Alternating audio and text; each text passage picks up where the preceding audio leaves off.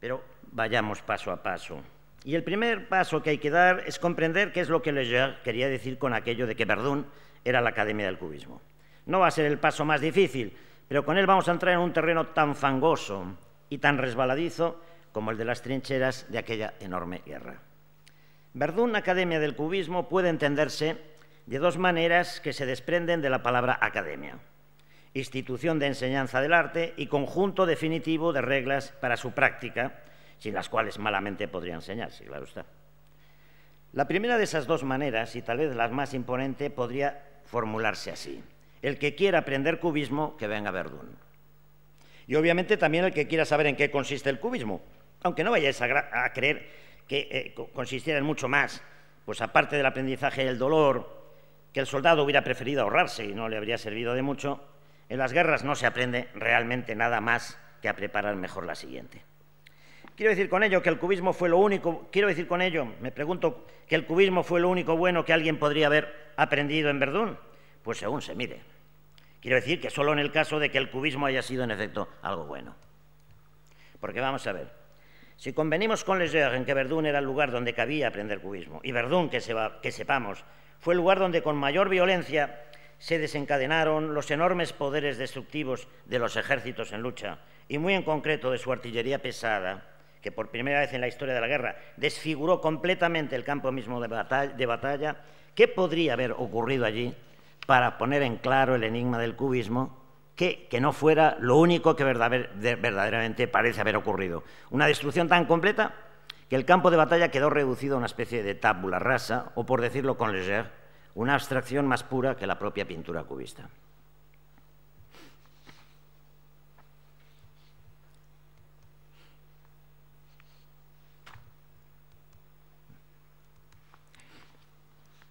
He considerado otras posibilidades: que la batalla de Verdun y con ella el cubismo fuera la expresión suprema de la guerra, o que fuera un incandescente vórtice de energía o una masa colosal de audacia y de heroísmo. Pero al final todo me lleva al mismo sitio, a aquella nada enfangada y chamuscada que los combatientes describieron siempre con horror, como si se tratara de un lugar maldito o maligno, un auténtico infierno. En realidad, la descripción de Verdun más verosímil es la que hizo un pintor, Jean Higaud, cuyos recuerdos de la guerra son, sin embargo, bastante novelescos. No se veía nada. Y solo se me ocurre que porque ya no había nada que ver. Los combatientes, en efecto, procuraban no mirar por encima de los parapetos y, con excepción de los aviadores, los combatientes no tuvieron una vista panorámica del campo de batalla. Pero seguramente se hicieron una idea de la destrucción general a partir de la que alcanzaban a divisar por doquier y en cualquier circunstancia. Nada recuerda tanto una destrucción a gran escala como otra a escala más pequeña, y nada probablemente le recordaba tanto a Leger la destrucción que se había adueñado de Verdun como un cuadro cubista. Solo ese recuerdo justificaría lo que escribió el 23 de noviembre de 1916, cuando la batalla había cesado y Verdun podía contemplarse en calma. Adoro Verdun. Había empezado a tomar dibujos de lo que a sus camaradas seguramente aún les deprimía. Hay en Verdun, seguía diciendo, temas del todo inesperados y como ni que pintiparados para regocijar mi alma de cubista. Te puedes encontrar, por ejemplo, una silla clavada en lo alto de un árbol.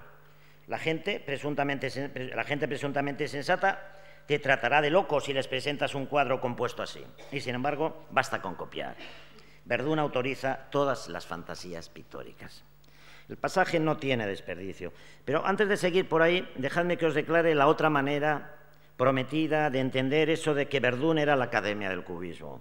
No tanto que fuera el lugar adecuado para comprenderlo y aprenderlo, como que allí el cubismo se mostraba reducido a reglas o fórmulas, academizado, lo que para un artista amigo de lo nuevo y enemigo de lo que la Academia defendía y prolongaba, equivalía a caduco, muerto y enterrado.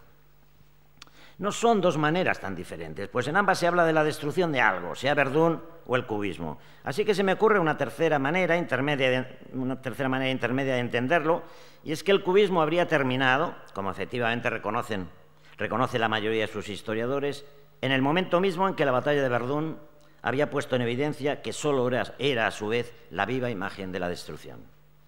No estoy seguro de que Leger fuera consciente de ello, por más que en una carta del 28 de marzo de 1915 a Jean-Louis le reconociera que no hay nada tan cubista como esta guerra que divide limpiamente a un pobre hombre en varios trozos y los lanza hacia los 4 puntos cardinales. Aquella silla clavada en lo alto de un árbol, que bien podría haber sido uno de esos trozos, sugiere que a la hora de señalar lo que tanto regocijaba su alma de cubista, todavía dudaba entre la causa y el efecto, o sea, entre la destrucción de los cuerpos y las cosas y su aterrizaje en un lugar chocante. Leger exageraba al decir que la gente sensata tacharía de locura un cuadro donde se viera una silla en lo alto de un árbol. La prensa sensacionalista había publicado toda clase de fantasías, como las llama Leger, y Le Miroir del 9 de mayo de 1915, por ejemplo, una de un cuerpo despedazado en lo alto de un árbol desnudo.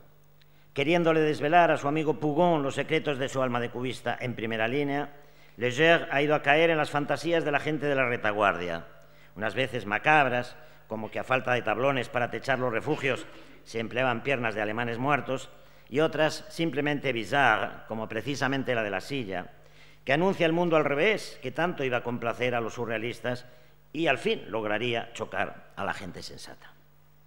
Con el tiempo, lo que Leger reconocería haberle marcado como artista no era ni la fragmentación de los cuerpos y las cosas, ni el destino caprichoso de los fragmentos, sino algo más difícil de entender que le comunicó a Dora Valier en 1954.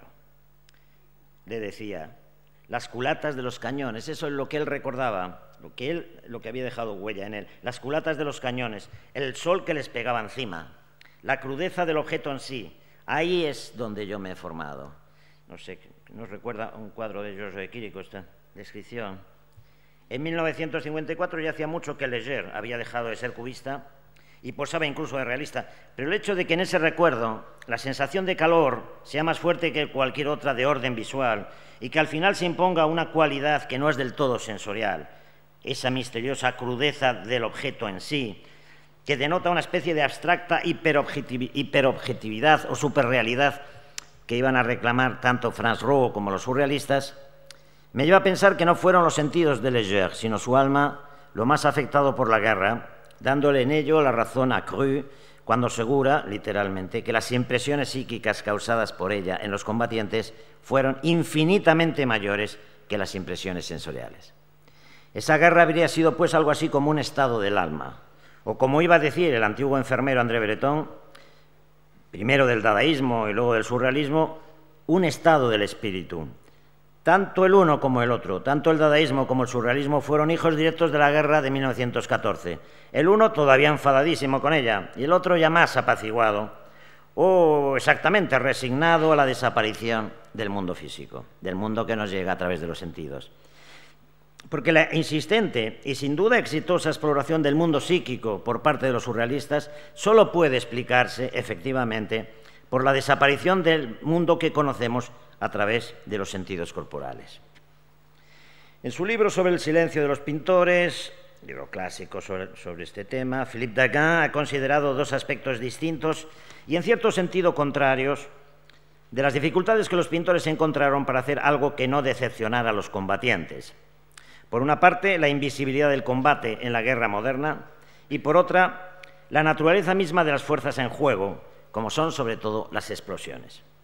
En cuanto a lo primero, la invisibilidad del combate, donde Daguin seguía por el perspicaz análisis de Robert de la Sicherain en un ensayo de 1918 sobre la nueva estética de las batallas, solo cabría reprocharles a ambos, a Daguin y a de la Sicherain, que los cuadros de ese género del siglo XIX, como este de Vernet, les parecieran verosímiles, cosa que, por el contrario, al coronel Ardan Dupic, autor de unos estudios sobre el combate, publicados póstumamente en 1903 y principal inspirador de Jean Norton Creux, le hubiera parecido en cambio un signo de candor, una puerilidad, aunque esa falsa idea sobre el combate fue precisamente lo que azuzó la guerra de 1914 y la llevó a un mortífero callejón sin salida. Georges Braque lo entendió perfectamente.